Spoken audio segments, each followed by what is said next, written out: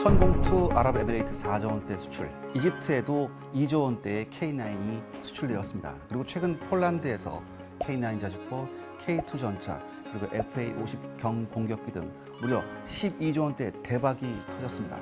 그야말로 K방산의 질주가 아주 무서운데요. 올 한 해 2022년에만 23조 원의 수출이 성사되었습니다. 그래서 오늘 방위사업청 특별기획 방산 수출의 현재와 미래에 대한 특별한 토크쇼를 가지게 됐습니다. 안녕하세요. 오늘 진행을 맡은 샤레 군사연구소 이세환 기자입니다. 그리고 오늘 여러 귀한 패널 분들께서 나와주셨습니다. 자기소개 부탁드립니다. 안녕하십니까. 방위사업청 유럽아시아협력 담당관실에서 근무하고 있는 김형철 사무관입니다. 안녕하십니까. 한국항공우주산업 주식회사 카이의 이봉근 상무입니다. 안녕하십니까. 현대로템 디펜스 솔루션 사업부 폴란드 사업실 서준모 실장입니다. 안녕하십니까. 하나 에어로스페이스 LS 사업부 해외 사업팀 팀장 맡고 있는 오기환이라고 합니다. 네, 오늘 정말 모시기 힘든 분들 한 자리에 다 오신 것 같은데요. 지금 뭐 K방산 질주가 제가 말씀드린 굉장히 무섭습니다. 그다음에 세계에서도 찬사가 오는 것 같은데 좀 업계에 계신 분들로서 좀 어떤 느낌이신지 한번 좀 듣고 싶거든요.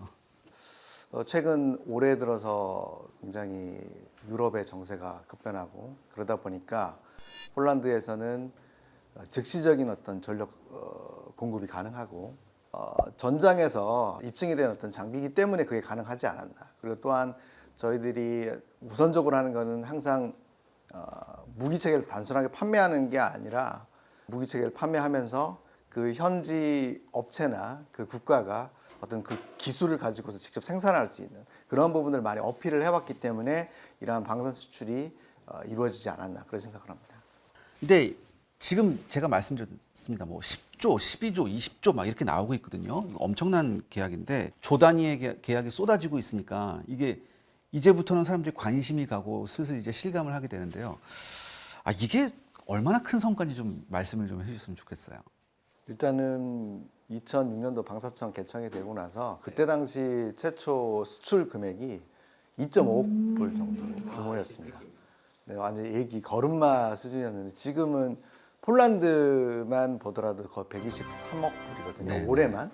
그래서 엄청난 비약적인 성장을 했고 이제 국가 간의 방산 군수 공동이라는 걸 합니다.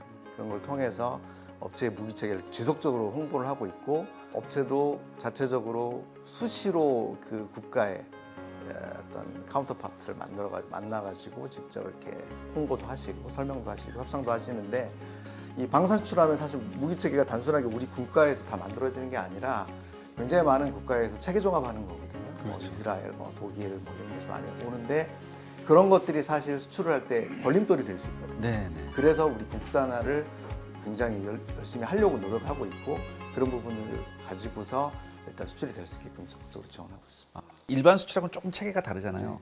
그걸 조금 설명해 주시면. 일단은 이 무기 체계 같은 경우는 단순하게 어떤 휴대폰이나 뭐 카메라 사가지고 이렇게 직접 사용하는 그런 게 아니라 국가의 안보를 위해서 장기적으로 투자를 하는 거고 또 무기 체계를 구매를 하게 되면 후속 군수 지원이나 정비 이런 것들이 한 30년 이상 가지 않습니까?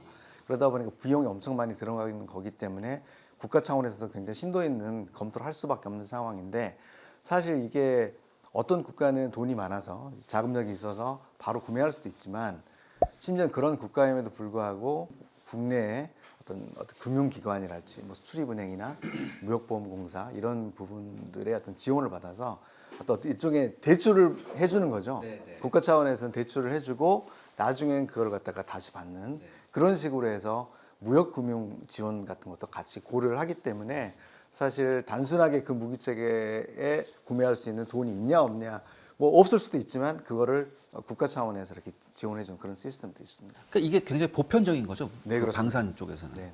원래 이제 세계 방산 수출 4대 빅4가 있어요. 이제 미국, 이제 프랑스, 러시아, 이제 중국인데 올해 수출 실적만 보면 이제 4위를 조금 제칠 수 있다는 얘기가 나오고 있긴 하고요. 슬금슬금 하면 우리가 잘하면 2위까지 올라갈 수 있지 않을까 이런 얘기가 좀 돌곤 있거든요. 가능성이 전혀 없는 건 아닐까요? 어떻게 보십니까? 충분히 가능하다고 생각을 아, 하고 있고요. 그래요? 네. 올해 이제 뭐 폴란드에서 뭐 소위 말하는 이제 대박이 터졌지만 네. 뭐 그 전부터 사실은 그렇게 할 수 있는 준비들을 그 관련 방산업체 그다음에 우리 정부에서는 계속 준비를 하고 있었어요. 네. 예를 들면 이제 저희 그 현대로템의 K2 전차 같은 경우도 최근 한 2, 3년 전부터 그 K2 전차에 관심을 갖고 있는 나라들이 상당히 많았습니다. 사실 특히 유럽이었나요? 유럽도 있고 중동도 있어요. 아, 중동도요? 네, 중동도 있고 K2는 관심이 되게 많은데 아직 그 해외 시장에 그 레퍼런스가 없어서 그런 부분에 좀 어려움이 있었는데 폴란드에서 그 결정을 함으로 인해서 네. 그런 의구심을 갖고 있던 나라들의 그런 부분은 좀 어느 정도 해소가 되지 않을까 이렇게 생각을 하고 우리나라 그 K방산 무기 체계들이 수출할 수 있는 기회가 점점 더 많아질 것 같습니다. 그렇게 되면 뭐 2위의 꿈도 뭐 꿈에 그치지 않고 저희한테 그 실현되지 않을까 뭐 그렇게 기대해 봅니다. 폴란드에 이번에 뭐 K9뿐만 아니라 천무도 가게 됐습니다. 그렇게 되면 특히 이 러시아 우크라이나 전쟁에서 보았던 여러 가지 무기 체제가 말씀하셨듯이 지상 무기 체계가 굉장히 많은데요.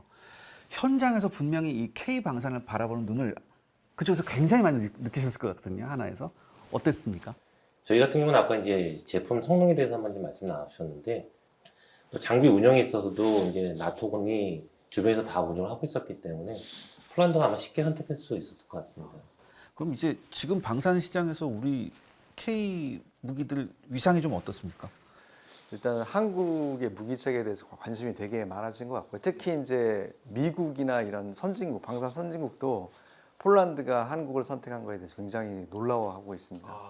가장 좋은 거는 어떤 분은 뭐 가성비라고 하는데 저는 퍼포먼스는 정말 훌륭하다고 생각이 됩니다. 왜냐하면 폴란드 대표단이 왔었습니다. K9 자주포가 이렇게 발사가 돼서 목표물에 타격하는 걸 보고서 엄청나게 놀라움을 금치 못했거든요. 그러니까 저도 옆에서 지켜보면서 저 비디오에 한 번 맞은 데가 또 다시 맞는 걸 보고서 저게 자주포가 맞는 건지 미사일 아닌지 뭐 이런 착각을 할 정도로 진짜 우리나라가 어떤 양궁이나 이런 거에 굉장히 좀 유명하지 않습니까? 근데 그런 거 보면 한국인들이 이러한 사격하는 이러한 자체는 엄청 잘 만드는 거다라는 생각이 듭니다. 자, 그럼요. 지금 방금 말씀이 나오셨으니까 제가 다시 여쭤보겠습니다. 도대체 우리나라 K 방산 무기의 강점이 뭡니까? 어떤 강점이 있길래 이렇게 지금 막말로 난리가 났을까요? 폴란드에서 일단 저희 그 무기들을 선택한 이유 여러 가지 요인이 있겠지만 일단 제일 첫 번째가 즉시 전력으로 공급이 가능하느냐가 급했었는데 하여튼 즉시 전력 공급이 가능한 무기체가 유일하고 그다음에 두 번째는 실질적으로 저희랑 이제 그 협력할 그 폴란드 현지 이제 방산업체들하고 동일하게 해당 업체들이 그 중요하게 생각하고 있는 것들은 후속 군수 지원이었어요. 후속 군수 지원이 보장이 되지 않으면 암만 좋은 장비를 도입을 해도 이제 그 운영 유지가 불가능하니까 하여튼 뭐 그림의 떡 같은 뭐 이제 그런 상황이 되기 때문에 그거와 관련된 요구를 상당히 많이 하고 있습니다. 이제 전차 같은 경우는 유일하게 전차를 생산하고 운영하고 하는 나라가 현재는 저희밖에 없어요. 생산과 그다음에 운영을 병행해서 하고 있는 이런 한국이 후속 군수 지원에는 가장 적합한 그런 이제 파트너로 아마 인식을 한 것 같았고 그런 부분들이 향후에는 이제 꼭 폴란드뿐만이 아니고 트렌드 자체가 그런 것 같아요. 그냥 단순히 무기 도입에 그치는 것이 아니고 그 무기 도입을 통해서 그 해당국, 구매국의 방위 산업이 동방성장할 수 있는 그런 제안을 해줄 수 있는 그 나라들을 아마도 선택하게 될 거고요. 이제 그렇게 저희가 제안을 하려면은 사실 정부의 어떤 지원과 결정이 없으면 사실 그런 제안을 할 수 없거든요. 그런 것들을 같이 저희가 잘 협력해서 제안한다면은 앞으로도 더 세계 시장에 더 많은 나라에 진출할 수 있을 걸로 그렇게 기대합니다. 고객 입장에서 보면 그럴 것 같아. 이게 고객의 마음을 제일 잘 아는 게 한국 아닌가. 대한민국에 보면은 기술 측면에 있어서는 여러 가지로 후발국이거든요, 사실. 네, 그렇죠. 예. 나중에 이 리그에 들어온 거예요. 그런데 이 위치까지 올 때까지 얼마나 많은 서러움이 있었어요. 그렇죠. 예. 이게 이 디펜스 필드라고 하는 게 사실 이 엔트리 베리어가 굉장히 높아요. 이게 영원한 레드오션이라고 많이 말했었어요. 맞아요. 네. 그런데 이런 어려움을 극복을 하고 우리 정부의 어떤 탁월한 지도력 하에서 지금 이 위치까지 왔어요. 아주 짧은 시간 동안에. 네. 그러다 보니까 그 서러움을 아는 거예요. 아하. 그러니까 우리 고객들이 대부분 보면은 사실 우리보다 선진국이 고객인 경우는 거의 없잖아요. 네, 네, 네. 아주 특수한 경우 빼고 나서는. 그러다 보니 우리 고객들의 마음을 너무 잘 알아. 그러니까 얘기를 안 하더라도 우리가 스스로 알아가지고 고객 맞춤형의 제안들을 해주는 거죠. 우리 지금 롯데미나 한화에서 그런 제안을 했듯이 저희도 그렇게 했거든요. 그러니까 그 마음을 사로잡는 거죠. 이미 우리가 걸어왔던 길이었어요. 그러니까 그 길을 갖다가 다시 걸어가는데 조금 더 쇼컷으로 네. 시행착오 줄이면서 이게 이제 진정성이 중요한 거죠. 그래야지 진정성이 있어야지 후속군수 지원도 부담 없이 정말로 믿을만하게 가지. 일부 선진국들은 일단 계약하고 일단 먹튀가 많아요. 뭐 선진국도 그런 경우를 제가 봤습니다. 그렇죠. 선진국도 그래요. 그러니까 이 사람들이 대부분은 우리 지금 고객군에 있는 분들이 그 나라가 대부분 그런 것들을 경험을 했어요. 아픈 상처가 있는 거죠. 그걸 우리는 가서 따뜻하게 만져주잖아요. 우리도 똑같았단다. 이게 측은지심도 들고 동병상련이고 통하는 게 많은 거죠. 그럼 일단 절반은 먹고 들어가는 것 같은데 어떻게 보면. 참고로 저희 이제 정부 차원에서도 몇 번을 내가 폴란드 가는지 한번 세봤어요. 근데 정말 고위급 모시고 간 게 12번이 넘더라고요. 이번 달에 또 가거든요. 방사 협력을 위해서 가는데 이례적으로 어떤 폴란드에 노력한 것도 있지만 그 폴란드 정부가 이 한국 정부와 업체를 믿어줬던 계기가 됐던 것 같아요. 왜냐면은 사실 한두 번 가서 뭐 이렇게 이야기하기는 쉽지만 거의 매달 가서 이렇게 어프로치해서 그냥 마케팅하고 또 설명하고 또 후속 군수 지원을 정부 차원에서 우리가 이렇게 개런티를 해주고 이런 게 상당히 도움이 되지 않았나 그런 생각이 듭니다. 이게 주변에서는 다 불가능하다 봤고 네. 그래서 저희들은 이제 꿈을 이루어야 되니까 계약 날아가는 거 아니냐. 언젠간 케이크도 뉴스에 나와야 될 텐데 하면서 거기도 혹시 월화수목 금금근이 50시간 지키고 있어요. 예.